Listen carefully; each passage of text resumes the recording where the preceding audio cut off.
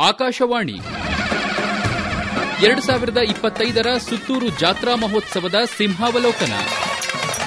ಈ ಕಾರ್ಯಕ್ರಮದ ಪ್ರಾಯೋಜಕರು ಸುತ್ತೂರು ಜಾತ್ರಾ ಮಹೋತ್ಸವ ಸಮಿತಿ, ಸುತ್ತೂರು ಶ್ರೀ ಕ್ಷೇತ್ರ, ಮೈಸೂರು ಜಿಲ್ಲೆ. ಕೇಳಿ 2025ರ ಸುತ್ತೂರು ಜಾತ್ರಾ ಮಹೋತ್ಸವ ಸಿಂಹಾವಲೋಕನ. ಜನವರಿ 26 ದೇಶದೆಲ್ಲೆಡೆ 76ನೇ ಗಣರಾಜ್ಯೋತ್ಸವದ ಸಡಗರ. ಮೈಸೂರು ಜಿಲ್ಲೆ ಸುತ್ತೂರು ಶ್ರೀ ಕ್ಷೇತ್ರದಲ್ಲಿ ಗಣರಾಜ್ಯೋತ್ಸವದ ಸಡಗರದ ಮೆರಗನ್ನು ಹೆಚ್ಚಿಸಿದ್ದು ಶ್ರೀಮದ್ ಸುತ್ತೂರು ಜಗದ್ಗುರು ಶ್ರೀ ವೀರಸಿಂಹಾಸನ ಮಹಾಸಂಸ್ಥಾನ ಸಂಸ್ಥಾಪನಾಚಾರ್ಯ ಆದಿಜಗದ್ಗುರು ಶ್ರೀ ಶಿವರಾತ್ರೀಶ್ವರ ಶಿವಯೋಗಿಗಳವರ ಜಾತ್ರಾ ಮಹೋತ್ಸವದ ಉದ್ಘಾಟನೆಯ ಸಮಾರಂಭ. ಎಲ್ಲೆಲ್ಲಿ ನೋಡಿದರೂ ಭಕ್ತ ಜನಸಾಗರ. ವಸ್ತು ಪ್ರದರ್ಶನ, ಕಲಾಮೇಳ, ಕೃಷಿ ಮೇಳ, ಅಂಗಡಿ ಮಳಿಗೆಗಳು, ತಳಿರು ತೋರಣ, ರಾತ್ರಿಯಿಡೀ ಜಗಮಗಿಸುವ ದೀಪಾಲಂಕಾರ, ಅನ್ನದಾಸೋಹ, ಸ್ವರ್ಗವೇ ಭುವಿಗಿಳಿದಂತೆ ಎಲ್ಲೆಡೆ ಸಂತೋಷ, ಸಂಭ್ರಮ, ಸಡಗರ. ಸಹಸ್ರ ವರ್ಷಗಳ ಹಿಂದೆ ಪಾವನ ಕಪಿಲಾ ನದಿ ತೀರದಲ್ಲಿ ಶ್ರೀ ವೀರಸಿಂಹಾಸನ ಮಹಾಸಂಸ್ಥಾನ ಮಠವನ್ನು ಸ್ಥಾಪಿಸಿ ಸುತ್ತೂರನ್ನು ಪವಿತ್ರ ಕ್ಷೇತ್ರವನ್ನಾಗಿಸಿದವರು ಪುಣ್ಯಪುರುಷ ಆದಿಜಗದ್ಗುರು ಶ್ರೀ ಶಿವರಾತ್ರೀಶ್ವರ ಶಿವಯೋಗಿಗಳು. ಶಿವಯೋಗ ಗದ್ದುಗೆಯಲ್ಲಿ ಸದಾ ನೆಲೆಸಿ ಭಕ್ತರಿಗೆ ಸನ್ಮಾರ್ಗ ತೋರಿ ಉದ್ಧರಿಸುತ್ತಿರುವ ಪರಮ ಜಗದ್ಗುರುಗಳ ಸ್ಮರಣೆಯ ಪವಿತ್ರ ಸಮಯವೇ ಜಗತ್ಪ್ರಸಿದ್ಧ ಸುತ್ತೂರು ಜಾತ್ರಾ ಮಹೋತ್ಸವ. ಪ್ರದಕ್ಷಿಣ ಪುರಾಧೀಶಂ ವೀರಸಿಂಹಾಸನಾಧಿಪಂ ಶ್ರೀ ವೀರಶೈವ ವಿಭವಂ ಶಿವರಾತ್ರೀಶ್ವರಂ ಭಜೆ. ಜನವರಿ 26ರಿಂದ 31ರವರೆಗೆ 6 ದಿನಗಳು ಅಹೋರಾತ್ರಿ ಅನೇಕ ಆಧ್ಯಾತ್ಮಿಕ, ಧಾರ್ಮಿಕ, ಸಾಂಸ್ಕೃತಿಕ, ಸಾಮಾಜಿಕ ಕಾರ್ಯಕ್ರಮಗಳು. ಶ್ರೀ ಕ್ಷೇತ್ರದ ಪರಮ ಪೂಜ್ಯ ಜಗದ್ಗುರು ಶ್ರೀ ಶಿವರಾತ್ರಿ ದೇಶಿಕೇಂದ್ರ ಮಹಾಸ್ವಾಮಿಗಳವರ ದಿವ್ಯ ಸನ್ನಿಧಿಯಲ್ಲಿ ಸುತ್ತೂರು ಜಾತ್ರಾ ಮಹೋತ್ಸವ ಅತ್ಯಂತ ಅಚ್ಚುಕಟ್ಟಾಗಿ ಆಯೋಜಿಸಲಾಗಿತ್ತು. ಶಿವರಾತ್ರೀಶ್ವರ ಶಿವಯೋಗಿಗಳು ಪರಮ ತಪಸ್ವಿಗಳು. ಇದು ಅವರ ತಪೋಭೂಮಿ. ಶಿವಯೋಗ ಸಮಾಧಿಯನ್ನು ಹೊಂದಿದಂತಹ ಪವಿತ್ರ ಕ್ಷೇತ್ರ ಸುತ್ತೂರು. ಹಿಂದಿನ ವರ್ಷಗಳಲ್ಲೂ ಕೂಡ ಮಂತ್ರ ಮಹರ್ಷಿಗಳ ಅವಧಿಯಿಂದಲೂ ಕೂಡ ಶ್ರೀಗಳವರ ಸ್ಮರಣಾರ್ಥವಾಗಿ ಜಾತ್ರಾ ಮಹೋತ್ಸವವನ್ನ ನಡೆಸಿಕೊಂಡು ಬರ್ತಾ ಇದೆ.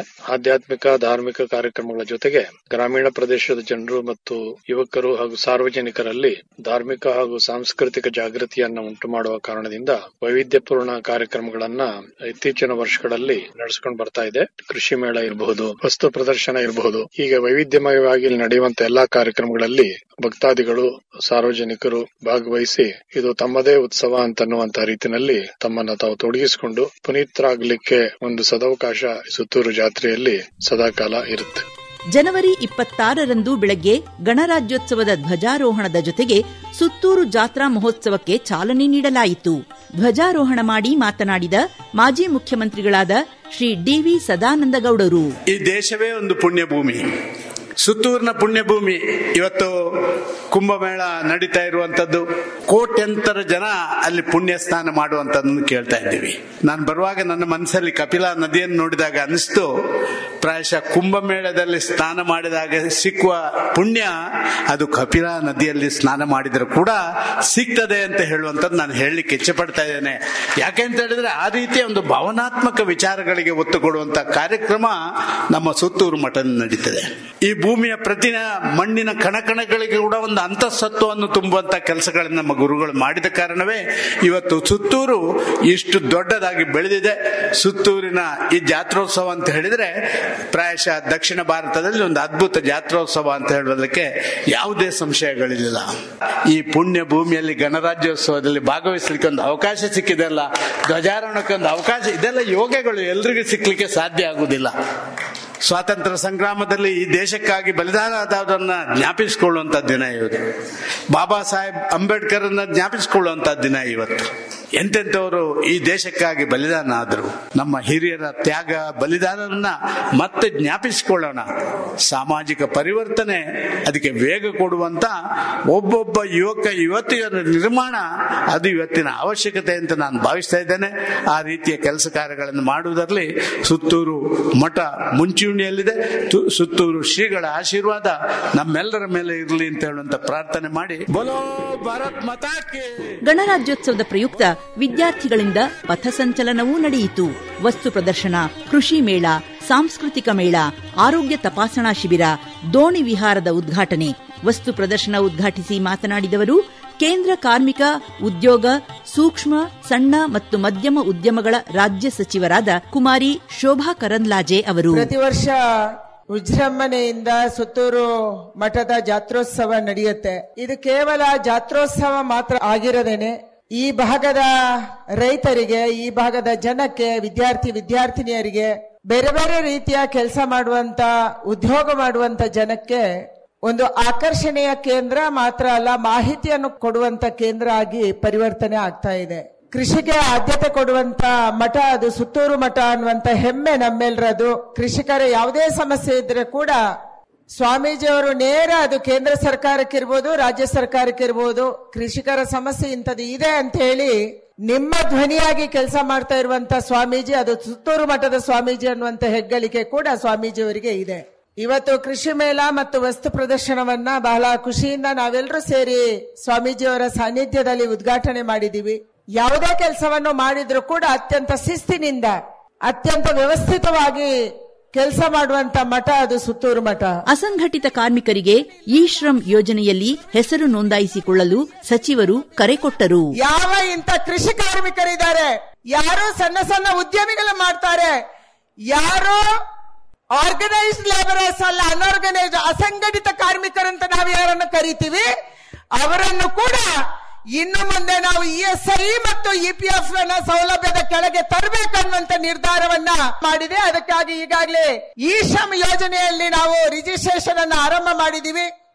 ಎಲ್ಲ ರೈತರಿಗೆ, ಎಲ್ಲ ರೈತ ಕಾರ್ಮಿಕರಿಗೆ, ಎಲ್ಲ ಉದ್ಯೋಗಸ್ಥರಿಗೆ, ಎಲ್ಲ ಅಸಂಘಟಿತ ಕಾರ್ಮಿಕರಿಗೆ ಕೂಡ ESI ಆಸ್ಪತ್ರೆಯ ಸೌಲಭ್ಯ ಮತ್ತು EPF ಸೌಲಭ್ಯ ಕೊಡಬೇಕನ್ನುವಂತ ಒಂದು ಹೊಸ ನಿರ್ಧಾರವನ್ನು ಮಾಡಿರುವಂತ ಸಂದರ್ಭದಲ್ಲಿ ಎಲ್ಲ ನಮ್ಮ ರೈತರು ಕೂಡ ದಯಮಾಡಿ ಇ ಶ್ರಮ್ ಯೋಜನೆಯಲ್ಲಿ ನೀವು ಕೂಡ ನೋಂದಣಿ ಮಾಡ್ಕೋಬೇಕು. ಅದಕ್ಕೆ ಇ ಶ್ರಮ್ ಪೋರ್ಟಲ್ ಅನ್ನುವಂಥದ್ದಿದೆ.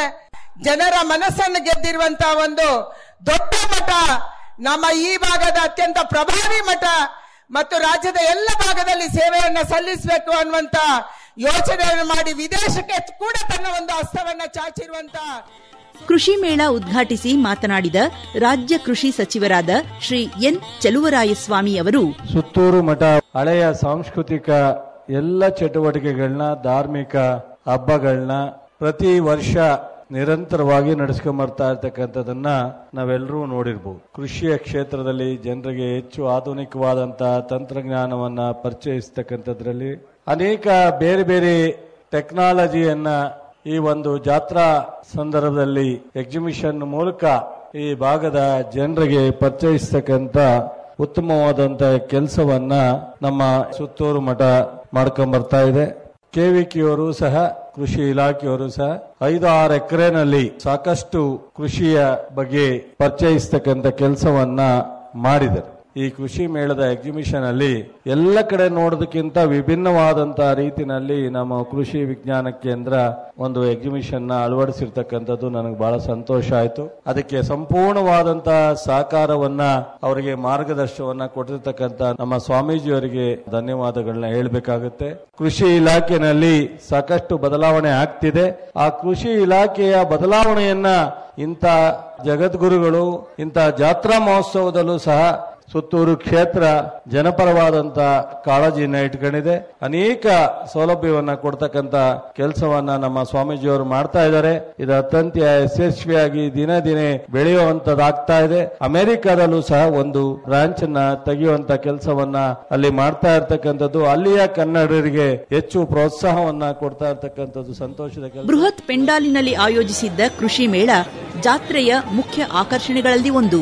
ಅನೇಕ ರೈತರು ಬೆರಗುಗಣ್ಣಿನಿಂದ ಕೃಷಿ ಮೇಳ ವೀಕ್ಷಿಸಿ ಸಂಭ್ರಮಿಸಿದರು. ಜನವರಿ 27 ಸೋಮವಾರ ಬೆಳಗ್ಗೆ ಸಾಮೂಹಿಕ ವಿವಾಹ ಅತ್ಯಂತ ವಿಜೃಂಭಣೆಯಿಂದ ನಡೆಯಿತು. ಉಡುಪಿಯ ಶ್ರೀ ಅಧೋಕ್ಷಜ ಪೇಜಾವರ ಮಠದ ಶ್ರೀ ವಿಶ್ವ ಪ್ರಸನ್ನತೀರ್ಥ ಶ್ರೀಪಾದಂಗಳವರು ನವವಧುವರರಿಗೆ ಆಶೀರ್ವದಿಸಿದರು. ನಿತ್ಯೋತ್ಸವ ನಿತ್ಯದಾನಂ ನಿತ್ಯಶ್ರೀ ನಿತ್ಯಶೋ ಯಶಃ ಯೇಷಾಂ ಹೃದಯಸ್ಥೋ ಭಗವಾನ್. ಯಾರ ಹೃದಯದಲ್ಲಿ ಭಗವಂತ ಹಾಗೆ ಬಂದು ನೆಲೆಸಿದ್ದಾನೆ ಅವರ ಬದುಕಿನಲ್ಲಿ ನಿತ್ಯೋತ್ಸವ. ಅಂತಹ ಉತ್ಸವ ಇಲ್ಲಿ ಸುತ್ತ ಊರಿನ ಎಲ್ಲರ ಒಟ್ಟಾಗಿ ಈ ಜಾತ್ರಾ ಮಹೋತ್ಸವ ನಡೀತಾ ಇದೆ. ಇಂತಹ ಉತ್ಸವದಲ್ಲಿ ಆ ರುದ್ರದೇವರ ಪ್ರೇರಣೆಯಿಂದ ನಮಗೆಲ್ಲರೂ ಕೂಡ ಅಂತಹ ಏಕಮನಸ್ಕತೆ ಸದಾ ಇರಲಿ, ನಮ್ಮೆಲ್ಲರ ಬದುಕು ಉತ್ಸವವಾಗಲಿ ಅಂತ ಆಶಿಸ್ತಾ ಶ್ರೀಗಳವರ ಆ ಪ್ರೀತಿ ಅಭಿಮಾನ ನಮಗೂ ದೊರೆಯುತ್ತಾ ಇರುವುದಕ್ಕೆ ನಾವು ತುಂಬಾ ಸಂತಸವನ್ನು ಅನುಭವಿಸ್ತಾ ಇದ್ದೇವೆ.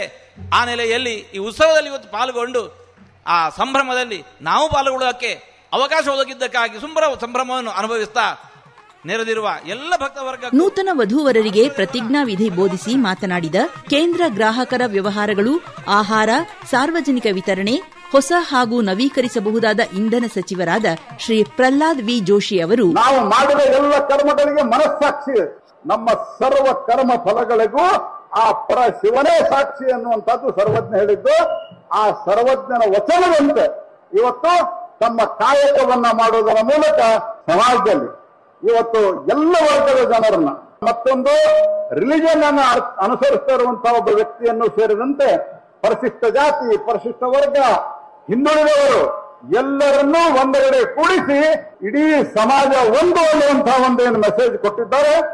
ಆ ಸ್ವಾಮಿಗಳಿಗೆ ಮತ್ತು ಈ ಪುಣ್ಯ ಭೂಮಿಗೆ ನಮನಗಳನ್ನು ಸಲ್ಲಿಸ್ತಾ ನಾನು ತಮ್ಮೆಲ್ಲರಿಗೂ ಮತ್ತೊಮ್ಮೆ ತಮ್ಮ ವೈವಾಹಿಕ ಜೀವನ ಯಶಸ್ವಿಯಾಗಲಿ, 100 ವರ್ಷಗಳ ಕಾಲ ಮಕ್ಕಳು, ಮೊಮ್ಮಕ್ಕಳು, ಮರಿಮೊಮ್ಮಕ್ಕಳೊಂದಿಗೆ ಅತ್ಯಂತ ಸಂತೋಷದಿಂದ ಬಾಳ್ರಿ ಅಂತ ಹೇಳಿ ನಾನು ಬಾಳುವಂತ ಆಶೀರ್ವಾದ ಭಗವಂತ ನಿಮಗೆ ಕೊಡ್ಲಿ, ಕರುಣಿಸಲಿ ಅಂತ ಹಾರೈಸಿ, ಮದುವೆಯಲ್ಲಿ ವಿಶ್ವಾಸ ಅನ್ನೋದು ಬಹಳ ಮುಖ್ಯವಾದದ್ದು. ಆದ್ದರಿಂದ ಪರಸ್ಪರ ವಿಶ್ವಾಸದಿಂದ, ನಂಬಿಕೆಯಿಂದ, ಸಂತೋಷದಿಂದ ಸದಾ ಕಾಲಕ್ಕೂ ಬಾಳ್ರಿ. ಆ ಆಶೀರ್ವಾದ ನಿಮಗೆ 3 ಪೂಜ್ಯ ಸ್ವಾಮಿಗಳು ದಯಪಾಲಿಸ್ತಾರೆ. ಮತ್ತು ಈ ಒಂದು ಪುಣ್ಯ ಭೂಮಿಯಲ್ಲಿ ನಿಮಗೆ ಮದುವೆ ಆಗಿದೆ ಅಂತಂದ್ರೆ ನಿಮ್ಮ ಜೀವನ ಅತ್ಯಂತ ಸಂತೋಷಮಯವಾಗಿ, ಸಂಪದ್ಭರಿತವಾಗಿರ್ತದೆ ಅಂತ ನನಗೆ ನಂಬಿಕೆ ಇದೆ. ಕಾರ್ಯಕ್ರಮದಲ್ಲಿ ಉಪಸ್ಥಿತರಿದ್ದ ಲೋಕಸಭಾ ಸದಸ್ಯರಾದ ಶ್ರೀ ಯದುವೀರ ಕೃಷ್ಣದತ್ತ ಚಾಮರಾಜ ಒಡೆಯರ್ ಅವರು ಮೈಸೂರು ಸಂಸ್ಥಾನ ಹಾಗೂ ಶ್ರೀಮಠದ ಅವಿನಾಭಾವ ಸಂಬಂಧದ ಬಗ್ಗೆ ಮಾತನಾಡುತ್ತಾ, ಗ್ರಾಮೀಣ ಏನು ಪಾರಂಪರೆ ಇದೆ, ಗ್ರಾಮೀಣ ಒಂದು ಸೊಗಡು ಏನಿದೆ, ಆ ಪಾರಂಪರೆಯನ್ನು ಪ್ರದರ್ಶಿಸುವಂತದ್ದು ಒಂದು ಮಾದರಿ ಹೊಂದಿದೆ ಅಂದ್ರೆ ನಮ್ಮ ಸುತ್ತೂರು ಜಾತ್ರೆ ಅಂತ ಹೇಳಿದ್ರೆ ತಪ್ಪಾಗಲ್ಲ. ಜಾತ್ರೆ ಮಹೋತ್ಸವ ಅಂದ್ರೆ ಇಡೀ ಗ್ರಾಮೀಣ ಮಟ್ಟದಲ್ಲಿ ಎಲ್ಲರೂ ಜೊತೆಗೆ ಸೇರಿ ಒಂದು ದೊಡ್ಡ ಆಚರಣೆಯಲ್ಲಿ ಭಾಗವಹಿಸುವಂತದ್ದು ಅದ್ಭುತವಾದ ಒಂದು ಸಂದರ್ಭ. ಬರೀ ಆ ಪಾರಂಪರೆಯಲ್ಲ, ಸಮಾಜದ ಒಂದು ಸೇವೆಗಾಗಿ ಇರ್ಬೋದು, ಅನೇಕ ಚಟುವಟಿಕೆಗಳಿರ್ಬೋದು, ಎಲ್ಲಕ್ಕೂ ಕೂಡ ಒಂದು ಪ್ರೋತ್ಸಾಹ ಕೊಡುವಂತ ದೃಷ್ಟಿಯಲ್ಲಿ ನಮ್ಮ ಸುತ್ತೂರು ಜಾತ್ರೆ ಇವತ್ತು ಮುಂದುವರಿತಾ ಬಂದಿದೆ. ಈ ಸತಿ ತಮ್ಮ ಒಂದು ಸಾಮೂಹಿಕ ವಿವಾಹದಲ್ಲಿ ಏನು ಸಂದರ್ಭದಲ್ಲಿ ಬರುವಂತದ್ದು ಅವಕಾಶ ಸಿಕ್ಕಿದೆ. ಅತ್ಯಂತ ಒಂದು ಸಂತೋಷದ ವಿಷಯ. ಸುತ್ತೂರಿಗೂ ಮೈಸೂರು ಅರಮನೆಗೂ ನಿಕಟವಾದ ಸಂಬಂಧ, ಗುರುಗಳ ಆಶೀರ್ವಾದದಿಂದ ಇವತ್ತು ಆ ಮೈಸೂರು ಮಹಾಸಂಸ್ಥಾನ ಏನಿದೆ ಆ ಒಂದು ದೊಡ್ಡ ಮಟ್ಟಕ್ಕೆ ಬೆಳೆದು ಜನರಿಗೆ ಒಂದು ಒಳ್ಳೆ ಸೇವೆ ಕೊಡುವಂತ ಕೆಲಸವನ್ನು ಮಾಡಿದೆ. ಸದಾ ಈ ಒಂದು ಮಠದ ಆಶೀರ್ವಾದ ನಮ್ಮ ಮೇಲೆ ಇರಲಿ ಅಂತ ಹೇಳ್ತಾ, ಭಾರತೀಯರ ಪಾರಂಪರೆಯ ಆಧಾರ ಮೇಲೆ ಈ ಒಂದು ಶ್ರೇಷ್ಠ ಭಾರತವನ್ನು ನಿರ್ಮಾಣ ಮಾಡಲಿಕ್ಕೆ ನಾವು ಮುಂದುವರಿತಾ ಇದೀವಿ. ಸಮಗ್ರ ಅಭಿವೃದ್ಧಿಗಾಗಿ ನಾವು ಕೈ ಜೋಡಿಸಬೇಕಾಗಿದೆ. ಗ್ರಾಮೀಣ ಏನು ಪಾರಂಪರೆಗಳಿದಾವೆ, ಗ್ರಾಮೀಣ ಪದ್ಧತಿಗಳೇನಿದೆ, ಗ್ರಾಮೀಣ ವಾತಾವರಣನೂ ಸಹ ಸಂರಕ್ಷಣೆ ಮಾಡೋ ಮೂಲಕ ನಿಜಕ್ಕೂ ವಿಕಸಿತ ಭಾರತದ ಒಂದು ಬಲಿಷ್ಠ ಸ್ತಂಭ ಆಗ್ಬೇಕಾಗಿರೋದು ನಮ್ಮ ಗ್ರಾಮೀಣ ಆರ್ಥಿಕತೆ, ಗ್ರಾಮೀಣ ಪಾರಂಪರೆ. ಸೊ ಈ ನಿಟ್ಟಿನಲ್ಲಿ ಸುತ್ತೂರು ಜಾತ್ರೆ ದೊಡ್ಡ ಕೊಡುಗೆಯನ್ನು ಕೊಡ್ತಾ ಇದೆ. ವಿಕಸಿತ ಭಾರತದಲ್ಲಿ ಇದು ಒಂದು ಮಾದರಿ ಆಗ್ಲಿ ಅಂತ ಎಲ್ಲರಿಗೂ ಆಶಿಸುತ್ತಾ, ತಾಯಿ ಚಾಮುಂಡೇಶ್ವರಿ ಆಶೀರ್ವಾದ ನಿಮ್ಮೆಲ್ಲರ ಮೇಲೂ ಇರಲಿ ಅಂತ. ಸೋಮವಾರ ಸಂಜೆ ರಾಜ್ಯ ಮಟ್ಟದ ಭಜನಾ ಮೇಳ, ದೇಸಿ ಆಟಗಳು, ಸೋಬಾನೆ ಪದ, ರಂಗೋಲಿ ಸ್ಪರ್ಧೆ ಹಾಗೂ ಸುತ್ತೂರು ಜಾತ್ರಾ ನಾಟಕೋತ್ಸವಕ್ಕೆ ಚಾಲನೆ ನೀಡಲಾಯಿತು. ಕಾರ್ಯಕ್ರಮದ ಅಧ್ಯಕ್ಷತೆ ವಹಿಸಿ ಮಾತನಾಡಿದ ಆರೋಗ್ಯ ಮತ್ತು ಕುಟುಂಬ ಕಲ್ಯಾಣ ಸಚಿವರಾದ ಶ್ರೀ ದಿನೇಶ್ ಗುಂಡೂರಾವ್ ಅವರ ಭಾಷಣದ ಒಂದು ತುಣುಕು. ನಮ್ಮ ಸುತ್ತೂರಿನ ಜಾತ್ರಾ ಏನಿರ್ತದೆ ಈ ಭಾಗದ ಎಲ್ಲಾ ಜನರಿಗೆ ಆಕರ್ಷಿಸುವಂತ, ದೇಶೀಯ ಪಾರಂಪರಿಕವಾದಂತ ಬದುಕಿಗೆ ಬಹಳ ಹತ್ತಿರವಾಗಿ ಪರಿಚಯಿಸುವಂತ ಮತ್ತು ಅದನ್ನು ಇನ್ನೂ ಹೆಚ್ಚು ತಿಳ್ಕೊಳ್ಳೋದಕ್ಕೆ ಮತ್ತು ಆ ಜ್ಞಾನವನ್ನ ಹಂಚ್ಕೊಳ್ಳೋದಕ್ಕೆ ಅವಕಾಶ ಮಾಡಿಕೊಡ್ತಕ್ಕಂತ ಒಂದು ಜಾತ್ರಾ ಮಹೋತ್ಸವ ಇದು. ಬಹುಶಃ ನನಗನ್ಸುತ್ತೆ ನಮ್ಮ ಕರ್ನಾಟಕ ರಾಜ್ಯದಲ್ಲಿ ಈ ರೀತಿಯಾದಂತ ಜಾತ್ರಾ ಮಹೋತ್ಸವ ಎಲ್ಲೂ ನಡೆಯೋದಿಲ್ಲ. ಅದು ನಮ್ಮ ಸುತ್ತೂರಿನಲ್ಲಿ ನಡೀತದೆ. ಒಂದು ಹೆಮ್ಮೆಯ ವಿಷಯ. ಯಾಕೆಂತ ಹೇಳಿದ್ರೆ ನಮ್ಮ ದೇಶ ಇದು ವಿಭಿನ್ನ ಸಂಸ್ಕೃತಿ, ವಿಭಿನ್ನ ಪದ್ಧತಿಗಳು, ವೈವಿಧ್ಯಮಯವಾಗಿರುವಂತಹ ದೇಶ. ಇವತ್ತಿನ ವಿಶೇಷ ಹಳೆಯ ದೇಶೀಯ ನಮ್ಮ ಪಾರಂಪರಿಕ ಆಟದ ಚಟುವಟಿಕೆಗಳೇನಿರ್ತಾ ಇತ್ತು ಅದನ್ನ ಮತ್ತೊಮ್ಮೆ ಎಲ್ರಿಗೂ ಪರಿಚಯಿಸುವಂತ ಮತ್ತು ಅದರಲ್ಲಿ ಬೇರೆ ಬೇರೆ ಸ್ಪರ್ಧೆಗಳನ್ನು ಕೂಡ ಆಯೋಜನೆ ಮಾಡತಕ್ಕಂತ ಕಾರ್ಯಕ್ರಮ. ಪ್ರತಿಯೊಂದರಲ್ಲೂ ಕೂಡ ನಮ್ಮ ದೇಶದಲ್ಲಿ ಜ್ಞಾನದ ಭಂಡಾರವೇ ಇದೆ. ಈ ವೈವಿಧ್ಯಮಯವಾಗಿರುವಂತ ದೇಶದಲ್ಲಿ ಎಲ್ಲಾ ಸಂಸ್ಕೃತಿಗೆ, ಎಲ್ಲಾ ಪರಂಪರೆಗಳಿಗೆ ಒಂದು ರೀತಿ ಸಹನೆ ಮತ್ತು ಸಹಿಷ್ಣುತೆ ಇದ್ದಂತ ಒಂದು ಭೂಮಿ ಇದು. ಆಚಾರ ವಿಚಾರಗಳ ಸಂಸ್ಕೃತಿ ಏನಿದೆ ಅದು ಉಳ್ಕೊಂಡಿದೆ. ಅದನ್ನು ಇನ್ನೂ ಉಳಿಸಬೇಕಾಗಿದೆ, ಅದನ್ನು ಬೆಳೆಸಬೇಕಾಗಿದೆ.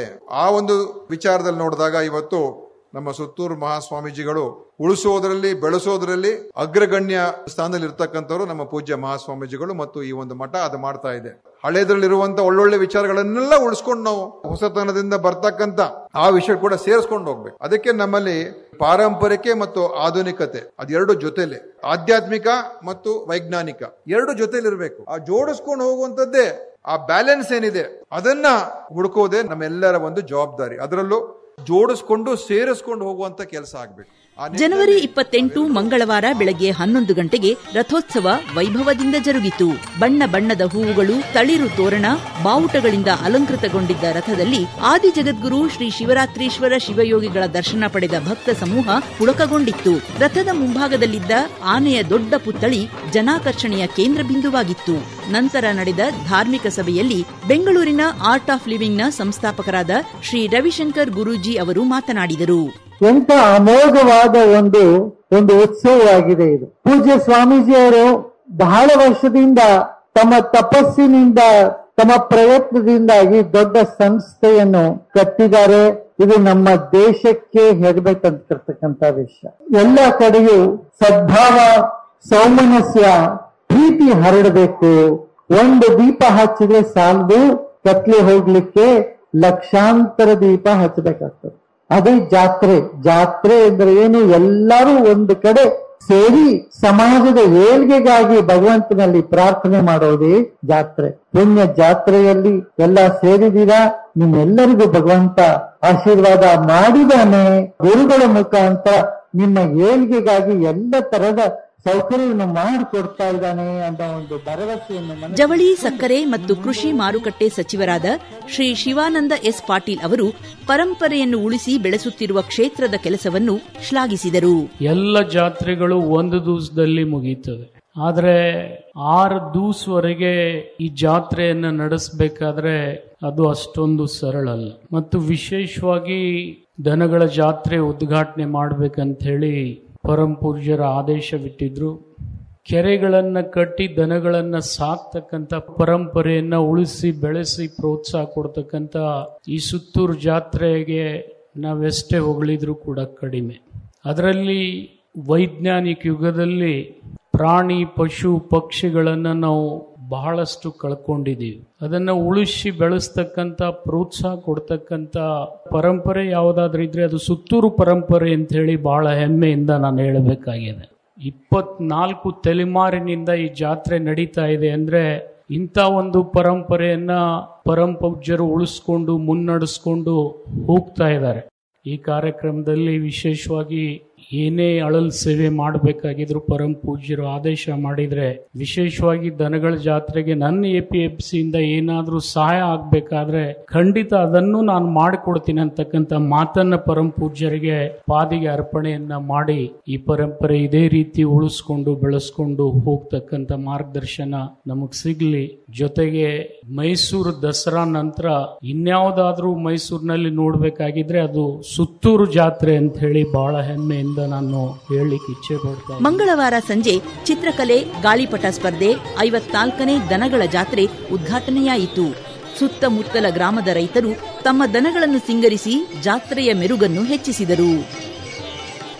29 ಜನವರಿ ಬುಧವಾರ ಬೆಳಗ್ಗೆ 10:30ಕ್ಕೆ ಸುಸ್ಥಿರ ಕೃಷಿಗಾಗಿ ನಿಖರ ಬೇಸಾಯ ಕ್ರಮಗಳು ಎಂಬ ವಿಷಯವಾಗಿ ಕೃಷಿ ವಿಚಾರ ಸಂಕಿರಣ ಉದ್ಘಾಟನೆ ಮಾಡಿ ಮಾತನಾಡಿದವರು ಕೇಂದ್ರ ಉಕ್ಕು ಮತ್ತು ಭಾರೀ ಕೈಗಾರಿಕೆ ಸಚಿವರಾದ ಶ್ರೀ HD ಕುಮಾರಸ್ವಾಮಿ ಅವರು. ರೈತರ ಪರವಾದಂತಹ ಕಾರ್ಯಕ್ರಮಗಳು ನೋಡ್ಲಿಕ್ಕೆ ಹೇಳ್ತಕ್ಕಂಥದ್ದು ನೋಡಿದಾಗ ಬಹಳ ಚೆನ್ನಾಗಿ ಕಾಣುತ್ತದೆ. ಇಲ್ಲಪ್ಪ, ನಮ್ಮ ರೈತರ ಬದುಕು ಉತ್ತಮವಾದಂತ ರೀತಿಯಲ್ಲಿ ತರತಕ್ಕಂಥ ಕಾರ್ಯಕ್ರಮಗಳನ್ನು ಜಾರಿಗೆ ತರ್ತೀವಿ ಅಂತೀವಿ. ಆದರೆ ನಾವು ಗ್ರೌಂಡ್ ರಿಯಾಲಿಟಿಗೆ ಹೋಗಿ ನೋಡಿದಾಗ ನಮ್ಮ ರೈತರ ಬದುಕು ಏನಾಗಿದೆ ಅಂತಕ್ಕಂಥದ್ದು ಸ್ವಲ್ಪ ನಮ್ಮ ಆತ್ಮಕ್ಕೆ ನಾವೇ ಪ್ರಶ್ನೆ ಹಾಕೊಂಡಾಗ, ಈಗಾಗಲೇ ನಿನ್ನೆ ದಿನ 76ನೇ ವರ್ಷದ ಗಣರಾಜ್ಯೋತ್ಸವನ ಅತ್ಯಂತ ಅದ್ದೂರಿಯಾಗಿ ನಾವು ಆಚರಣೆ ಮಾಡಿದ್ದೀವಿ. ದೇಶದಲ್ಲಿ ಯಾವ ರೀತಿ ನಾವು ಪ್ರಗತಿ ಕಂಡಿದ್ದೇವೆ ಅದೆಲ್ಲವನ್ನ ನೀವು ನೋಡಿದ್ದೀರಿ. ಆದರೆ ನಮ್ಮ ರೈತರ ಪ್ರಗತಿ, ದೇಶದ ಪ್ರಗತಿ ಬೇರೆ ಬೇರೆ ರಂಗದಲ್ಲಿ, ಆಟೋಮೊಬೈಲ್ ಇಂಡಸ್ಟ್ರಿಗಳಿರ್ಬೋದು, ಎಲೆಕ್ಟ್ರಾನಿಕ್ ಇಂಡಸ್ಟ್ರಿ ಇರ್ಬೋದು, ಈಗ ಸೆಮಿ ಕಂಡಕ್ಟರ್ ವಿಷಯದಲ್ಲಿರ್ಬೋದು, ಹಲವಾರು ರೀತಿಯ ಒಂದು ಪ್ರೋಗ್ರೆಸ್ ಇದೆ. ಆದ್ರೆ ನಮ್ಮ ರೈತರ ಪ್ರೋಗ್ರೆಸ್ ಎಷ್ಟು ಮಟ್ಟದಲ್ಲಿದೆ, ಇದಕ್ಕೆ ನಾವು ಏನು ಮಾಡಬೇಕಾಗಿದೆ? ಪ್ರಾಮಾಣಿಕವಾದಂತ ಚಿಂತನೆಯನ್ನ ಮಾಡಿ ಇವತ್ತು ದೇಶ ಎಷ್ಟೇ ಪ್ರಗತಿಯನ್ನ ನಾವು ಕಂಡ್ರು ಈ ದೇಶಕ್ಕೆ ಅನ್ನ ಕೊಡ್ತಕ್ಕಂತ ರೈತನ ಬದುಕನ್ನ ಸರಿಪಡಿಸದೇ ಇದ್ರೆ ನಾವು ಎಷ್ಟೇ ಪೈಪೋಟಿಯನ್ನ ಬೇರೆ ದೇಶಗಳಿಗೆ ನೀಡಿದ್ರು ಮಹಾತ್ಮ ಗಾಂಧೀಜಿಯವರ ಸಂದೇಶದ ಗುರಿಯನ್ನ ನಾವು ಮುಟ್ಲಿಕ್ಕೆ ಸ್ವಲ್ಪ ಅಸಾಧ್ಯ ಆಗುತ್ತೆ ಅನ್ನೋದು ನನಗಾದಂತ ಒಂದು ಸಣ್ಣ ಪುಟ್ಟ ಅನುಭವದ ಮಾತುಗಳನ್ನ ಈ ಸಂದರ್ಭದಲ್ಲಿ ಹೇಳಲಿಕ್ಕೆ ಬಯಸ್ತೇನೆ. ನಮ್ಮ ಈ ಒಂದು ಧಾರ್ಮಿಕ ಕ್ಷೇತ್ರಗಳಲ್ಲಿ ಪ್ರತಿ ವರ್ಷ ಹಲವಾರು ಭಾಗದಲ್ಲಿ ದೊಡ್ಡ ಮಟ್ಟದ ಕಾರ್ಯಕ್ರಮಗಳೇನು ನಡೀತಕ್ಕಂಥದ್ದಿದೆ. ಈ ವಿಚಾರಣಾ ಸಂಕಿರಣಗಳ ಮುಖಾಂತರ ನಮಗೂ ಸ್ವಲ್ಪ ಜ್ಞಾನ ಮೂಡಿಸ್ತಕ್ಕಂಥ ಆ ಸಾಧನೆಗಳ ಅನುಭವಗಳನ್ನ ಸರ್ಕಾರಗಳು ಯಾವ ರೀತಿ ಅಳವಡಿಸಬೇಕು, ಅದು ನಮ್ಮ ರೈತರಿಗೆ ಯಾವ ರೀತಿ ಮುಟ್ಟಬೇಕು ಅಂತಕ್ಕಂಥದಕ್ಕೆ ನಮ್ಮ ಕಾರ್ಯಕ್ರಮ ಕೊಡ್ತಕ್ಕಂಥದ್ದು ಯಶಸ್ವಿ ಆದರೆ ನಮ್ಮ ದೇಶ ಇನ್ನೂ ಬಹಳ ದೊಡ್ಡ ಮಟ್ಟದಲ್ಲಿ ಬೆಳೆಯಲಿಕ್ಕೆ ಅವಕಾಶಗಳಿದೆ ಅಂತಕ್ಕಂಥದ್ದು ನನ್ನ ಅಭಿಪ್ರಾಯ. ಆ ನಿಟ್ಟಿನಲ್ಲಿ ಸುತ್ತೂರು ಕ್ಷೇತ್ರದಲ್ಲಿ ಪ್ರತಿ ವರ್ಷ ಅತ್ಯಂತ ಅಚ್ಚುಕಟ್ಟಾದಂಥ ರೀತಿಯ ಪ್ರತಿಯೊಬ್ಬ ಭಕ್ತರು ಬರ್ತಕ್ಕಂಥ ಸಂದರ್ಭದಲ್ಲಿ ಅವರಲ್ಲಿ ಭಕ್ತಿಯ ಮನೋಭಾವ ಮೂಡಿಸ್ತಕ್ಕಂಥ ಕಾರ್ಯಕ್ರಮಗಳು ಇವತ್ತು ಈ ಕ್ಷೇತ್ರದಲ್ಲಿ ನಡೆಯತಕ್ಕಂಥದ್ದನ್ನ ನೋಡಿದಾಗ ಬೇರೆ ಧಾರ್ಮಿಕ ಕ್ಷೇತ್ರಗಳಲ್ಲೂ ಇದೇ ರೀತಿ ನಡೆದರೆ ನಮ್ಮ ದೇಶಕ್ಕೆ. ಶ್ರೀಮದ್ ಕಾಶಿ ಮಹಾಪೀಠದ ಜಗದ್ಗುರು ಡಾಕ್ಟರ್ ಶ್ರೀ ಮಲ್ಲಿಕಾರ್ಜುನ ವಿಶ್ವಾರಾಧ್ಯ ಶಿವಾಚಾರ್ಯ ಮಹಾಸ್ವಾಮಿಗಳು ಮಾತನಾಡಿ ಹೇಳಿದ್ದು ಹೀಗೆ: ಜಾತ್ರೆಯಲ್ಲಿ ಅನೇಕ ಉಪಯೋಗ ಆಗುವಂತಹ ಕಾರ್ಯಕ್ರಮಗಳನ್ನ ಇಲ್ಲಿ ಹಮ್ಮಿಕೊಳ್ಳುವುದರ ಮುಖಾಂತರವಾಗಿ ವಿಶೇಷವಾಗಿ ಯುವಕರಿಗೆ ಏನು ಬೇಕಾಗಿದೆ, ಇವತ್ತು ನಮ್ಮ ಕೃಷಿ ರಂಗ ಯಾವ ಒಂದು ಸ್ಥಾನಕ್ಕೆ ಇಳಿದಿದೆ ಆ ಸ್ಥಾನದಿಂದ ಮತ್ತೆ ಮೇಲೆತ್ತುವ ಸ್ಥಾನ. ಮೊದಲು ಕೃಷಿ ಪ್ರಥಮ, ನೌಕರಿ ಅಂತಿಮದಲ್ಲಿ ಇತ್ತು. ಆದ್ರೆ ಈಗ ಏನಾಗಿದೆ ಅಂತ ಕೇಳಿದ್ರೆ ಎಲ್ಲಾ ನೌಕರಿಗಳು ಉನ್ನತ ಅವಸ್ಥೆಯಲ್ಲಿ ಬಂದಾವೆ, ಅದರ ವಿರುದ್ಧ ಈಗಾಗಿದೆ. ಆ ತರ ಆಗೋದು ಬೇಡ ಅಂತೇಳಿ ಬುದ್ಧಿಯವರು ಎಲ್ಲಾ ಕಾರ್ಯಕ್ರಮಗಳನ್ನ ಆಯೋಜನೆ ಮಾಡಿದವರಾಗಿದ್ದಾರೆ. ಗೋ ಆಧಾರಿತ ಕೃಷಿಯನ್ನ ಮಾಡಬೇಕಾಗಿದೆ. ಮನುಷ್ಯ ಸತ್ತನೆ ಮಣ್ಣಿಗೆ, ಮಣ್ಣೆ ಸತ್ರೆ ಇನ್ನು ಎಲ್ಲಿಗೆ ಅಂತೇಳಿ. ಅದಕ್ಕೆ ಆ ಮಣ್ಣು ಸಾಯಲಾರ್ದಂಗ ಮನುಷ್ಯ ಸತ್ರು ಮತ್ತೆ ಹುಟ್ಟಿ ಬರ್ಬೋದು, ಆದ್ರೆ ಮಣ್ಣು ಸತ್ರ ನಮ್ಮ ಮುಂದೆ ಹುಟ್ಟಿ ಬರಕ್ ಸಾಧ್ಯ ಇಲ್ಲ. ಒಂದು ಹಸು ನಿಮ್ಮ ಮನೇಲಿ ಕಟ್ಟಿದ್ದಪ್ಪ ಅಂದ್ರೆ ನೀವು 30 ಎಕರೆ ಜಮೀನ ವ್ಯವಸಾಯವನ್ನ ನಾವು ರಾಸಾಯನಿಕ ಇರಲಾರ್ದೆ. ಜನವರಿ 30 ಗುರುವಾರ ಭಜನಾ ಮೇಳದ ಸಮಾರೋಪ ಸಮಾರಂಭ ನಡೆಯಿತು. ಸಮಾರೋಪ ಭಾಷಣ ಮಾಡಿದವರು ಆರ್ಎಸ್ಎಸ್ನ ಶ್ರೀ ದತ್ತಾತ್ರೇಯ ಹೊಸಬಾಳೆ ಅವರು. 9 ಮುಖಗಳಲ್ಲಿ ಭಜನೆಯ ಒಂದು ಅದ್ಭುತವಾದಂತ ಪಾತ್ರ ಇದೆ. ಹಳ್ಳಿಗಳಲ್ಲಿ ಸಾಮಾನ್ಯ ಜನ, ಅವರೇನು ವಿಶ್ವವಿದ್ಯಾಲಯದ ಡಿಗ್ರಿಯನ್ನ ಪಡೆದವರೇನಲ್ಲ, ಆದ್ರೆ ಪರಂಪರಾಗತವಾಗಿ ಭಜನೆಯನ್ನು ಆಡ್ಕೊಂಡು ಬಂದಿದ್ದಾರೆ. ಊರೂರಿನಲ್ಲಿ ಒಂದು ಹಾರ್ಮೋನಿಯಂ, ತಬಲಾ, ಒಂದಿಷ್ಟು ತಾಳವನ್ನ ಒಗ್ಗೂಡಿಸಿ ಅವರದೇ ಖರ್ಚಿನಿಂದ ತಮ್ಮ ನಿತ್ಯದ ಜೀವನದಲ್ಲಿ ಸಮಯವನ್ನು ಹೊಂದಿಸಿಕೊಂಡು ಭಕ್ತಿ ಪುರಸ್ಸರವಾಗಿ ತನ್ಮಯತೆಯಿಂದ ಭಜನೆಯನ್ನ ಹೇಳಿಕೊಂಡು ಬಂದಿದ್ದಾರೆ ನಮ್ಮ ಹಳ್ಳಿಗಳ ಜನ. ಈ ಭಜನೆಯಿಂದಾಗಿ ಧರ್ಮ ಉಳಿದಿದೆ, ಮನೆಗಳು ಉಳಿದಿವೆ, ಸಾಹಿತ್ಯ ಉಳಿದಿದೆ, ಸಂಸ್ಕೃತಿ ಉಳಿದಿದೆ, ಸಂಗೀತ ಉಳಿದಿದೆ, ಒಕ್ಕಟ್ಟು ಉಳಿದಿದೆ, ಏಕತೆ ಬಂದಿದೆ. ಅದರಿಂದ ಭಜನೆಯ ಬಗ್ಗೆ ಇಲ್ಲಿ ತೋರಿದ ಪ್ರೋತ್ಸಾಹ ಇದು ಯಾವುದೋ ಒಂದು ಗುಂಪಿಗೆ ಬಹುಮಾನ ಕೊಡುವುದಷ್ಟೇ ಅಲ್ಲ, ಇದೊಂದು ಸಂಸ್ಕೃತಿಯ ಉತ್ಸವ. ಇದು ನಮ್ಮ ನಾಡಿನ ಜೀವನಕ್ಕೆ ಮೆರಗನ್ನು ಕೊಡುವಂತ ಒಂದು ಸಾಮಾನ್ಯ. ಕಾರ್ಯಕ್ರಮದ ಅಧ್ಯಕ್ಷತೆ ವಹಿಸಿದ್ದವರು ಮೇಘಾಲಯದ ರಾಜ್ಯಪಾಲರಾದ ಶ್ರೀ ಸಿಎಚ್ ವಿಜಯಶಂಕರ್ ಅವರು. ಬೇರೆ ಜಾತ್ರೆಗಳಿಗೂ ಸುತ್ತೂರಿನಲ್ಲಿ ನಡೆಯುವಂತಹ ಜಾತ್ರೆಗೆ ಇರುವಂತಹ ವ್ಯತ್ಯಾಸ ಏನು ಅಂದ್ರೆ, ಸಜ್ಜನ ಸಮಾಜವನ್ನ ಕಟ್ಟಲಿಕ್ಕೆ ಯಾವ ರಂಗಗಳ ಅಗತ್ಯ ಇದೆಯೋ ಆ ಎಲ್ಲ ರಂಗಗಳನ್ನು ಗುರುತಿಸಿ ಈ ಜಾತ್ರೆಯಲ್ಲಿ ಪರಿಚಯ ಮಾಡುವಂತ ಪ್ರಯತ್ನ ಅದು ಶ್ರೀಮಠದಿಂದ ಆಗ್ತದೆ ಅನ್ನುವಂಥದ್ದನ್ನು ಹೇಳಲಿಕ್ಕೆ ಬಯಸ್ತದಾನೆ. ಇಲ್ಲಿ 6 ದಿನಗಳ ಕಾಲ ನಡೆಯುವಂತ ಜಾತ್ರಾ ಮಹೋತ್ಸವದಲ್ಲಿ ನಾನು ಭಾಗಿಯಾದರೆ 60 ವರ್ಷಗಳಿಗೆ ಆಗುವಂತ ಅನುಭವ, ಒಂದು ವ್ಯಕ್ತಿತ್ವಕ್ಕೆ 60 ವರ್ಷಗಳಿಗೆ ಸಿಕ್ಕುವಂತಹ ಜ್ಞಾನ ಅದು 6 ದಿನಗಳ ಜಾತ್ರಾ ಮಹೋತ್ಸವದಲ್ಲಿ ಪ್ರತಿಯೊಬ್ಬ ವ್ಯಕ್ತಿಯು ಕೂಡ ಸಿಗುತ್ತೆ ಅನ್ನುವಂಥದ್ದು ಈ ಸುತ್ತೂರು ಜಾತ್ರೆಯ ವಿಶೇಷತೆ ಅನ್ನುವಂಥದ್ದನ್ನ ಈ ಸಮಯದಲ್ಲಿ ನಾನು ಹೇಳಲಿಕ್ಕೆ ಬಯಸ್ತಾ ಇದ್ದೇನೆ. ನಾನು ಮೇಘಾಲಯದಲ್ಲಿ ಬಂದಿದ್ದೇನೆ ಅಂತ ಹೇಳಿ, ಇಲ್ಲಿಯವನೇ ಆಗಿರ್ಬೋದು, ಈಗ ಬಂದಿರೋದು ಅಲ್ಲಿಂದ ಬಂದಿದ್ದೇನೆ. ಶ್ರೀಮಠದ ವಿಶೇಷತೆಯನ್ನು ನೋಡಿ ನೀವು. ಮೇಘಾಲಯದ ಅನಾಥ ಮಕ್ಕಳು, ಪೂರ್ವಾಂಚಲ ಭಾಗದ ಮಕ್ಕಳು, ನಾರ್ತ್ ಈಸ್ಟ್, ಆ ಮಕ್ಕಳು ಸಾವಿರಾರು ಮಕ್ಕಳು ಕೂಡ ಇಲ್ಲಿದ್ದಾರೆ. ಯಾವುದೇ ಮಗು ಕೂಡ ಅನಾಥ ಪ್ರಜ್ಞೆ ಕಾಡಬಾರದು, ಯಾವುದೇ ಮಗು ಶಿಕ್ಷಣದಿಂದ ವಂಚಿತ ಆಗಬಾರದು, ಅನ್ನ ಯಾವುದೇ ಕಾರಣ ಕೂಡ ಇಲ್ಲ ಅನ್ನುವಂತ ಭಾವನೆಯಲ್ಲಿ ಬರಬಾರದು. ಈ ಮಣ್ಣಿನಲ್ಲಿ ಪ್ರತಿಯೊಂದು ಮಗು ಕೂಡ ಅದು ಸಮಾಜದ ಆಸ್ತಿ ಆಗಬೇಕು, ಸಮಾಜಕ್ಕೆ ಯಾವುದೇ ಕಾರಣ ಕೂಡ ಹೊರೆಯಾಗಬಾರದು. ಆ ರೀತಿ ಸಂಕಲ್ಪವನ್ನು ತೊಟ್ಟು ಶ್ರೀಗಳು ರಾಜ್ಯ ಮಟ್ಟದ ಕುಸ್ತಿ ಪಂದ್ಯಾವಳಿ ಉದ್ಘಾಟಿಸಿದವರು ವಿಧಾನ ಪರಿಷತ್ತಿನ ಸದಸ್ಯರಾದ ಡಾಕ್ಟರ್ ಯತೀಂದ್ರ ಸಿದ್ದರಾಮಯ್ಯ ಅವರು. ಪಂದ್ಯಾವಳಿಯಲ್ಲಿ ವಿವಿಧ ರಾಜ್ಯಗಳ ಕುಸ್ತಿಪಟುಗಳು ಭಾಗವಹಿಸಿದ್ದು ವಿಶೇಷವಾಗಿತ್ತು. ವಿಜೇತರಿಗೆ ಸುತ್ತೂರು ಕುಮಾರ, ಸುತ್ತೂರು ಕೇಸರಿ ಪ್ರಶಸ್ತಿಗಳನ್ನು ವಿತರಿಸಲಾಯಿತು. ಕೃಷಿ ಮೇಳ ಮತ್ತು ದನಗಳ ಜಾತ್ರೆಯ ಸಮಾರೋಪ ಸಮಾರಂಭ ನಡೆಯಿತು. ಬಹುಮಾನಗಳನ್ನು ವಿತರಿಸಿ ಮಾತನಾಡಿದವರು ಶಾಸಕರು ಹಾಗೂ ಬಿಜೆಪಿ ರಾಜ್ಯಾಧ್ಯಕ್ಷರಾದ ಶ್ರೀ ಬಿವೈ ವಿಜಯೇಂದ್ರ ಅವರು. ಇಡೀ ಜಗತ್ತಿನಲ್ಲಿ ಸುತ್ತೂರು ಮಠ ಪ್ರಖ್ಯಾತನ ಹೊಂದಿದೆ ಅಂತ ಹೇಳಿದ್ರೆ ಅದಕ್ಕೆ ಇವತ್ತಿನ ಕಾಲಘಟ್ಟದಲ್ಲೇನೋ ಪರಮ ಪೂಜ್ಯ ಜಗದ್ಗುರು ಶಿವರಾತ್ರಿ ದೇಶಿಕೇಂದ್ರ ಸ್ವಾಮೀಜಿಗಳ ನೇತೃತ್ವದಲ್ಲಿ ಅನ್ನದಾಸೋಹ ಅಕ್ಷರ ದಾಸೋಹ, ಜ್ಞಾನ ದಾಸೋಹ, ಜೊತೆಗೆ ಆರೋಗ್ಯ ದಾಸೋಹನ ನೀಡ್ತಕ್ಕಂಥ ಪರಮ ಪೂಜ್ಯರ ನೇತೃತ್ವದಲ್ಲಿ ಇವತ್ತೇನೋ ಸಾಗ್ತಾ ಇದೆ ರಥ. ಈ ರಥವನ್ನ ನೋಡಬೇಕು, ಪರಮ ಪೂಜ್ಯರನ್ನ ಆಶೀರ್ವಾದ ಪಡೆದುಕೊಳ್ಬೇಕು. ಆ ಕಾರಣಕ್ಕೆ ನಾವು ಎಲ್ಲರೂ ಕೂಡ ಇವತ್ತು ಬಂದಿದ್ದೇವೆ. ಸುತ್ತೂರು ಮಹಾಸಂಸ್ಥಾನ ಮಠ ದಶಕಗಳ ಒಂದು ಪ್ರಾಚೀನ ಸಂಸ್ಕೃತಿಯನ್ನ, ಪರಂಪರೆಯನ್ನ ಇಟ್ಕೊಂಡಿರ್ತಕ್ಕಂಥ ಈ ಮಹಾಸಂಸ್ಥಾನ ಮಠ ತ್ರಿವಿಧ ದಾಸೋಹದ ಮುಖೇನ ಈ ನಾಡನ್ನ ಕಟ್ತಕ್ಕಂಥ ಒಂದು ಪವಿತ್ರ ಕಾರ್ಯದಲ್ಲಿ ಇವತ್ತು ತೊಡಗಿಸ್ಕೊಂಡಿರ್ತಕ್ಕಂಥದ್ದು ನಿಮ್ಮೆಲ್ಲರ ಹೆಮ್ಮೆ ಅಂತೇಳಿ ನಾನು ಈ ಸಂದರ್ಭದಲ್ಲಿ ಹೇಳಕ್ಕೆ ಇಚ್ಛೆ ಪಡ್ತೇನೆ. ರಾತ್ರಿ ಕಪಿಲಾ ನದಿಯಲ್ಲಿ ಪುಣ್ಯ ಪುರುಷ ಆದಿ ಜಗದ್ಗುರು ಶ್ರೀ ಶಿವರಾತ್ರೀಶ್ವರ ಶಿವಯೋಗಿಗಳ ತೆಪ್ಪೋತ್ಸವ ನಡೆಯಿತು. ಧಾರ್ಮಿಕ ಪೂಜಾ ವಿಧಿವಿಧಾನಗಳ ನಂತರ ಕಪಿಲಾರತಿಯನ್ನು ಭಕ್ತ ಸಮೂಹ ಕಣ್ತುಂಬಿಕೊಂಡಿತು. ಶ್ರೀ ಕ್ಷೇತ್ರದ ಪರಮ ಪೂಜ್ಯ ಜಗದ್ಗುರು ಶ್ರೀ ಶಿವರಾತ್ರಿ ದೇಶಿಕೇಂದ್ರ ಮಹಾಸ್ವಾಮಿಗಳು ಕಪಿಲಾರತಿಯ ಉದ್ದೇಶವನ್ನು ವಿವರಿಸಿದರು. ಬರುವ ಭಕ್ತಾದಿಗಳಿಗೆಲ್ಲ ನದಿಯನ್ನ ಹೇಗೆ ಮಲಿನಗೊಳಿಸಬೇಕು ಅಂತ ಗೊತ್ತಿದೆ ಹೊರತು ಹೇಗೆ ಪರಿಶುದ್ಧಗೊಳಿಸೋದು ಬೇಕು ಅನ್ನೋರು ಒಂದು ಕ್ಷಣ ಕೂಡ ಯೋಚನೆ ಮಾಡಲ್ಲ. ಅಂತಹ ಭಗವಂತನ ಸಾನ್ನಿಧಿಯಲ್ಲಿ ಕಪಿಲ ಮಹರ್ಷಿಗಳ ಹೆಸರಿನಲ್ಲಿ ಜೀವಂತ ನದಿಯಾಗಿ ಹರಿತಾ ಇರುವ ಕಪಿಲಾ ನದಿಗೆ ಪೂಜೆಯನ್ನ ಸಲ್ಲಿಸುವ ಮೂಲಕ ಅದರ ಪಾವಿತ್ರ್ಯತೆಯನ್ನ ಕಾಪಾಡಬೇಕು ಅನ್ನುವ ಸಂಕಲ್ಪದಿಂದ ಇದು ನಡೀತಾ ಇದೆ. ನಾವು ನದಿ ನೀರನ್ನು ಉಪಯೋಗಿಸ್ತೀವಿ, ನದಿಯನ್ನು ಬಳಸ್ತೀವಿ, ನದಿಯ ನೀರನ್ನ ಸ್ವಚ್ಛವಾಗಿಡ್ತೀವಿ, ನದಿಯ ನೀರನ್ನ ಮಲಿನಗೊಳಿಸುವ ಕೆಲಸ ಮಾಡೋದಿಲ್ಲ ಅನ್ನೋ ಸಂಕಲ್ಪ ಮಾಡಿದ್ರೆ ಅದೇ ಭಗವಂತನಿಗೆ ನಾವು ಸಲ್ಲಿಸುವಂತಹ ದೊಡ್ಡ ಭಕ್ತಿ ಸೇವೆ ಆಗುತ್ತೆ. ತದನಂತರ ಭಕ್ತ ಜನರ ಹರ್ಷೋದ್ಗಾರದ ನಡುವೆ ಬಾಣ ಬಿರುಸುಗಳ ಬೆಳಕಿನಾಟ ಆಕಾಶದಲ್ಲಿ ಚಿತ್ತಾರವನ್ನು ಮೂಡಿಸಿ ನೆರೆದ ಜನರ ಕಣ್ಮನ ತಣಿಸಿತು. ಜನವರಿ 31 ಶುಕ್ರವಾರ ಸುತ್ತೂರು ಜಾತ್ರಾ ಮಹೋತ್ಸವದ ಸಮಾರೋಪ ಸಮಾರಂಭ.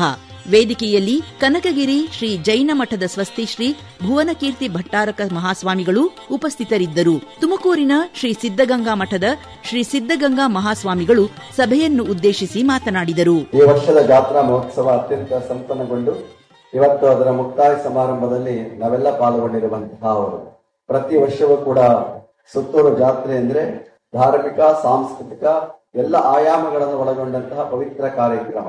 ಆದಿ ಜಗದ್ಗುರು ಶಿವರಾತ್ರೀಶ್ವರರ ಜಾತ್ರಾ ಮಹೋತ್ಸವವನ್ನ ಪೂಜ್ಯರು ಬಹಳ ವೈಶಿಷ್ಟ್ಯಪೂರ್ಣವಾಗಿ, ವಿಶೇಷವಾಗಿ ಅನೇಕ ಕಲೆ, ಸಾಹಿತ್ಯ, ಸಂಸ್ಕೃತಿ ಈ ಎಲ್ಲಗಳನ್ನ ಒಳಗೊಂಡಂತೆ ಪ್ರತಿಯೊಬ್ಬರನ್ನ ಕೂಡ ಮಕ್ಕಳಿಂದ ಹಿಡಿದು ಹಿರಿಯರವರೆಗೆ ಶಿಕ್ಷಣ, ಅದು ಆರೋಗ್ಯ ಮತ್ತಿತರ ಎಲ್ಲ ಕ್ಷೇತ್ರಗಳನ್ನ ಒಳಗೊಂಡಂತೆ ಎಲ್ಲಕ್ಕೂ ಕೂಡ ಆ ಮೂಲಕ ಜಾಗೃತಿಯನ್ನು ಉಂಟು ಮಾಡುವಂತಹ ಪವಿತ್ರ ಕಾರ್ಯವನ್ನ ಈ ಜಾತ್ರಾ ಮಹೋತ್ಸವದಲ್ಲಿ ನಡೆಸಿಕೊಂಡು ಬರ್ತಾ ಇದೆ.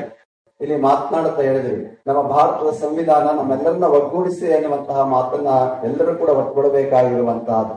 ಹಾಗೆಯೇ 12ನೇ ಶತಮಾನದ ಬಸವಣ್ಣನವರು ನಮ್ಮೆಲ್ಲರಿಗೆ ಬೇಕಾಗಿರುವಂತಹ ಬಹುದೊಡ್ಡ ಸಂವಿಧಾನವನ್ನ ಇವತ್ತು ಎಲ್ಲ ಇಡೀ ಜಗತ್ತಿನಲ್ಲೇ ಸಂವಿಧಾನ ಅಥವಾ ಪ್ರಜಾಪ್ರಭುತ್ವ ಬರುವ ಮುನ್ನವೇ 12ನೇ ಶತಮಾನದಲ್ಲಿ ಬಸವಣ್ಣನವರು ಸಂವಿಧಾನವನ್ನ ನಮ್ಮೆಲ್ಲರಿಗೆ ಕೊಟ್ಟಿರುವಂತಹದನ್ನ ಸಮಾರಂಭದ ಅಧ್ಯಕ್ಷತೆ ವಹಿಸಿದ್ದವರು ಸಮಾಜ ಕಲ್ಯಾಣ ಸಚಿವರಾದ ಶ್ರೀ ಎಚ್.ಸಿ. ಮಹದೇವಪ್ಪ ಅವರು. ಹಬ್ಬ ಹರಿದಿನಗಳು ಮತ್ತು ಜಾತ್ರೆಗಳು ಜನರ ಸಾಂಸ್ಕೃತಿಕ ಜೀವನವನ್ನ ಪ್ರೋತ್ಸಾಹಿಸಿ ಬೆಂಬಲಿಸುವಂತಾವು, ಸಮುದಾಯಗಳನ್ನ ಒಗ್ಗೂಡಿಸುವಂತಾವು, ಸಾಮರಸ್ಯವನ್ನ ಬೆಳೆಸುವಂತಾವು, ಸ್ನೇಹ ಸಂಬಂಧವನ್ನ ಬೆಳೆಸುವ ಜೊತೆಗೆ ನಿಮ್ಮ ಆಚಾರ ವಿಚಾರಗಳು ಮತ್ತು ಗ್ರಾಮೀಣ ಕಸುಬುಗಳನ್ನ, ಕ್ರೀಡೆಯನ್ನ, ಬದುಕನ್ನ ವಿಶ್ಲೇಷಣೆ ಮಾಡತಕ್ಕಂತ ಒಂದು ಮಹತ್ತರವಾದಂತ ಉತ್ಸವ ಇದೆ. ಈ ಉತ್ಸವದಲ್ಲಿ ಎಲ್ಲರೂ ಭಾಗಿಯಾಗಿ ಕಳೆದ ಒಂದು ವಾರದಿಂದ ಎಲ್ಲಾ ಚಿಂತೆಗಳನ್ನ ಬರೆದು ಸಂಪೂರ್ಣವಾಗಿ ಜನರು ಈ ಕಾರ್ಯಕ್ರಮದಲ್ಲಿ ತೊಡಗಿ ಮಾನಸಿಕ ಒತ್ತಡಗಳನ್ನ ಕಡಿಮೆ ಮಾಡಲಿಕ್ಕೆ ಈ ಜಾತ್ರಾ ಮಹೋತ್ಸವ ಸ್ವಲ್ಪ ಮಟ್ಟಿಗೆ ಪ್ರೇರಣೆಯನ್ನೇ ನೀಡಿರ್ತಕ್ಕಂಥದ್ದನ್ನ ನಾವು ಎಲ್ಲಾ ವರ್ಷಗಳಲ್ಲೂ ನೋಡಬಹುದು. ಭಾರತ ಒಗ್ಗಟ್ಟನಾಗಿ ಇರಬೇಕಾದ್ರೆ ಈ ದೇಶದ ಸಂವಿಧಾನ ಅತ್ಯಂತ ಪ್ರಮುಖವಾದದ್ದು. ಬಾಬಾ ಸಾಹೇಬ್ ಅಂಬೇಡ್ಕರ್ ಕೊಟ್ಟಿರ್ತಕ್ಕಂಥ ಸಂವಿಧಾನ ದೇಶದ ಎಲ್ಲ ಧರ್ಮಗಳನ್ನ, ಎಲ್ಲ ಸಮುದಾಯಗಳನ್ನ, ಆಚಾರ ವಿಚಾರಗಳನ್ನ, ಜನರ ಹಕ್ಕು ಮತ್ತು ಮೂಲಭೂತ ಹಕ್ಕುಗಳನ್ನ ಸಂರಕ್ಷಿಸಿ ದೇಶದ ಒಗ್ಗಟ್ಟನ್ನ, ಬಹುತ್ವವನ್ನ ಕಾಪಾಡುವಂತ ದೊಡ್ಡ ಸಾಧನೆ ಬಾಬಾ ಸಾಹೇಬ್ ಅಂಬೇಡ್ಕರ್ ಅವರು ಸಂವಿಧಾನದ ಮೂಲಕ ನಮಗೆ ಕೊಟ್ಟಿದ್ದಾರೆ. ಎಲ್ಲ ಜನರಿಗೆ ಸಮಾನತೆ, ಸ್ವಾಭಿಮಾನ, ಅವಕಾಶ, ಘನತೆ, ಗೌರವ, ಸ್ಥಾನಮಾನಗಳು, ಅಭಿವ್ಯಕ್ತಿ ಸ್ವಾತಂತ್ರ್ಯ, ಧಾರ್ಮಿಕ ಆಚಾರ ವಿಚಾರಗಳ ಮುಕ್ತ ಆಚರಣೆಗೆ ಅವಕಾಶ ಇದ್ದಾವೆ. ಸಂವಿಧಾನದ ಮುಂದೆ ಎಲ್ಲರೂ ಒಂದೇ. ಈ ಎಲ್ಲ ಹಿನ್ನೆಲೆಯಲ್ಲಿ ಸುತ್ತೂರಿನ ಶ್ರೀಮಠಗಳು ಸಂವಿಧಾನದ ಚೌಕಟ್ಟಿನ ಕೆಳಗಡೆ ಎಲ್ಲ ಸಮುದಾಯಗಳನ್ನ ಒಗ್ಗೂಡಿಸಿ ನಾಡಿನ ಸಮಾರೋಪ ಭಾಷಣ ಮಾಡಿದವರು ರಾಜ್ಯದ ಮುಖ್ಯಮಂತ್ರಿಗಳಾದ ಸನ್ಮಾನ್ಯ ಶ್ರೀ ಸಿದ್ದರಾಮಯ್ಯ ಅವರು. ಸುತ್ತೂರು ಮಠದಲ್ಲಿ ಎಲ್ಲ ಜಾತಿ ಮಕ್ಕಳು ಕೂಡ ವಿದ್ಯೆ ಕಲಿತಬೇಕು. ನಾವು ಜಾತ್ಯತೀತ ಸಮಾಜವನ್ನ ನಿರ್ಮಾಣ ಮಾಡಬೇಕು. ಅದು ಸಂವಿಧಾನದ ಮೂಲ ಉದ್ದೇಶ. ಬಸವಾದಿ ಶರಣರು ಏನೇನು ಹೇಳಿದ್ರು ಅವೆಲ್ಲವೂ ಕೂಡ ನಮ್ಮ ಸಂವಿಧಾನದಲ್ಲಿ ಅಡಕ ಆಗಿದ್ದಾವೆ. ಇದನ್ನ ಬಹಳ ಸ್ಪಷ್ಟವಾಗಿ ತಿಳ್ಕೋಬೇಕಾಗ್ತದೆ. ಅದಕ್ಕೆ ಬಾಬಾ ಸಾಹೇಬ್ ಅಂಬೇಡ್ಕರ್ ಅವರು ಸಂವಿಧಾನ ಅಂಗೀಕಾರ ಆಗ್ತದೆ. ಅದಕ್ಕಿಂತ ಒಂದಿನ ಮುಂಚಿತವಾಗಿ ಏನಂತ ಭಾಷಣ ಮಾಡ್ತಾರೆ ಅಂತಂದ್ರೆ, ನಮಗೆ ಸ್ವಾತಂತ್ರ್ಯ ಬಂದಿದೆ. ಈಗ ಸ್ವಾತಂತ್ರ್ಯ ಬಂದ ಮೇಲೆ ರಾಜಕೀಯ ಪ್ರಜಾಪ್ರಭುತ್ವ ಸಿಕ್ಕಿದೆ. ಬರೀ ರಾಜಕೀಯ ಪ್ರಜಾಪ್ರಭುತ್ವ ಸಿಕ್ಕಿದ್ರೆ ಸಾಲದು. ಜಾತಿ ವ್ಯವಸ್ಥೆ ಹೋಗ್ಬೇಕಾದ್ರೆ, ಜಾತ್ಯತೀತ ಸಮಾಜ ಆಗ್ಬೇಕಾದ್ರೆ, ಸಮಾಜವಾದಿ ಸಮಾಜ ಆಗ್ಬೇಕಾದ್ರೆ ಎಲ್ರಿಗೂ ಸಮಾನ ಅವಕಾಶಗಳು ಸಿಕ್ಕಬೇಕು. ಆ ಸಮಾನ ಅವಕಾಶಗಳು ಸಿಕ್ಕಿದಾಗ ಮಾತ್ರ ನಾವು ಸಮಾಜವನ್ನು ನಿರ್ಮಾಣ ಮಾಡಲಿಕ್ಕೆ ಸಾಧ್ಯ ಆಗ್ತದೆ.